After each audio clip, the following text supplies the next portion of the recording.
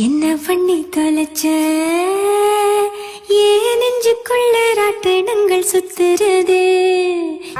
அக்காங்க நான் முன்னாடி வந்து அக்கா பின்னாடி வந்துட்டு பின்னாடி வந்துட்டு டைம் ஆகி போச்சு. என்ன அக்கா பின்னாடி வந்துட்டு பாப்பி பாக்கலாம் அக்காவா. அப்புறம் அக்கா அங்க பாரு என்ன பண்ணிட்டு இருக்கிறான். முதல்ல நீ நில்றி. டேய் என்ன பண்ணிட்டு இருக்கீங்க? என்ன பண்ணிட்டு இருக்கிற? என்ன பண்ணிட்டு இருக்கிற? பள்ளிக்கூட விட்டு தம்பி வந்தாளா வீட்டுக்கு வர மேடம்?